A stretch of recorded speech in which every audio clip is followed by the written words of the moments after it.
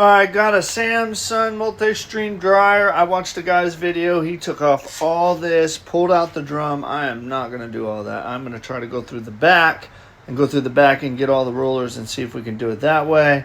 It's going to be a learning experience for me and for you. We'll go step by step. Here we go. First step is always to unplug the power, and this one has a water line hooked up to it, so we're going to cut it off and unplug it. We're going to take off everything in the back. Here we go. To remove the water, I just set it up over there, and the dryer vent, you're good to go. Then it's a 10 mil bolt here, 10 mil bolt here, and then we'll pull it off. Remember, to get this off, you just pull it back and then lift up, and it pulls right off. Boom. Well, I should have noticed it at the start, but you can't pull off the back panel, so we're going to have to go through the front. So next step is taking apart this screw, and then pop these tabs. This tab and this tab go into these. You got to place something in there and kind of push them up to pop them out. Then, of course, unhook your wires. We're going to remove this screw, this screw, this screw, this screw. Then we're going to open up the door, remove this screw, that screw, and that screw. Now, you want to make sure you push in these tabs, pop these tabs right here, and then you should be able to pull up. Let's see. As you can see, I popped those tabs. It came right out. You want to unhook this, and then we'll pull up and out.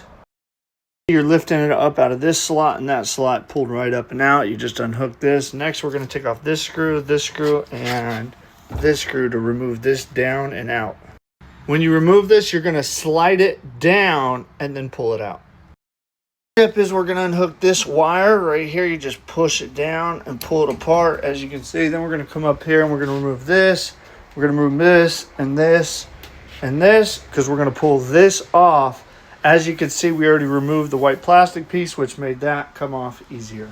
As you can see, this pulls right off. Well, you got some brackets right here, but then you're going to have to unhook that or pull out that wire. Where it can get a bit tricky is first you take that off. They're just twist ties, move them out the way, because we're gonna end up having to remove this whole drum. Then you're gonna come down here and way back in there, I don't know if you can see it, but that's the idler pulley. We're gonna have to disconnect that spring to remove tension, because we're gonna pull out this whole drum. And so make sure you take some pictures of it before you remove it and or remove the spring. And that way you know how to put it back on. That's going to be very important, so you do everything correctly. And I would vacuum out all this stuff before you end. Like, this is gross. So I would definitely clean out this stuff as well. All right, so you do got to get your hand back in there and pull that belt. You push the wheel and the spring opposite of you, and then the belt should just fall off, as you can see. Then we're going to take off this, that, and that to pull the whole drum out. See the hooks? You're going to lift up and then pull out, up and out, which remove this and left you with that. There's also 2 rollers on this, as you can see. You can see it is an absolute mess in here. Look at this, just from the belt and everything. You could tell this idler pulley's been trashed. So that's what I'm actually changing out. I think the rollers are all good, but I bought them on Amazon, so I'll change them out. Anyways, I would go through and vacuum all this out and make it look brand new. Do not leave it like this. Don't be lazy. Actually vacuum it and make it look new again. I'll show you. Here's before and here is after. Look at brand new. You would never even know it was that nasty. So now we're going to change out this, that, and the idler pulley one step at a time. Check it out.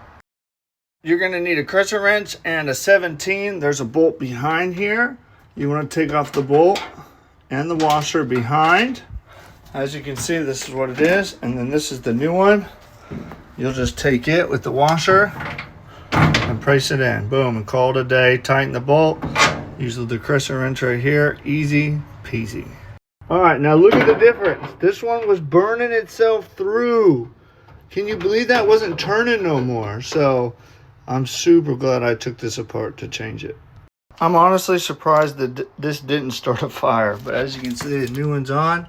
Then follow the diagram in the picture that I'll show you here right now. As you can see it right now. That's how you're going to put it back together. And then we'll wrap it up and we'll put it all together, and we'll do the other 2 rollers on the door, which are right here. And then all you're going to do One-man show. I wrapped it like that. The bottom line's got to come out and go over the right side, and then the top line's got to come out and go over the top of that, and then come over the left side, and you wrap it around, and then you fit it, and then it should end up like. See, then I worked my way on it. I put it on the rollers, and now it should spin. See, easy. All right, I got it on. I hooked the front. I made sure the rollers got on the bottom. Make sure all that's hooked up as it is.